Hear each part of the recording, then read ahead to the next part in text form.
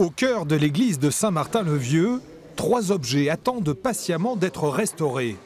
Un retable du 19e siècle représentant Saint Léonard de Noblat, cette statue reliquaire de Saint-Martin datant du 18e siècle, et enfin ce Christ en étain polychrome. Il y a un objet très ancien et assez rare qui est un Christ en étain polychrome du XVIIe siècle qui a été classé en 1938. Donc celui-là est en mauvais état, c'est celui qui coûte le plus cher pour la restauration. Dans sa totalité, coût de cette restauration 15 000 € en grande partie à la charge de la commune et de l'État. Mais pour le reste, c'est à la générosité de la population que la municipalité fait appel via l'incontournable Fondation du patrimoine.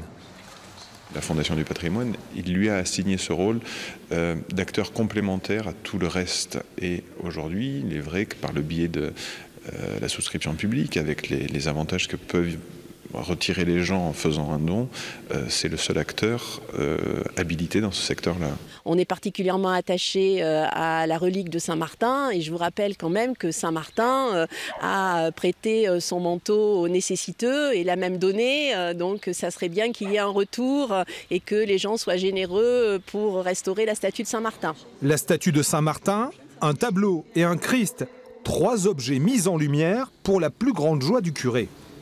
Monseigneur Dufour, qui était notre ancien évêque entre 2001 et 2007, disait « L'histoire se souviendra que dans les années 2000 et jusqu'à 2020, eh bien, les maires, les conseils municipaux se sont souciés de restaurer leur patrimoine. Et aussi dans les plus petits objets, mais les plus précieux, c'est quelque chose qui nous fait bien sûr très chaud au cœur. » L'appel au mécénat populaire est donc lancé avec, chose non négligeable, une réduction fiscale à hauteur de 66% de la somme versée pour les particuliers.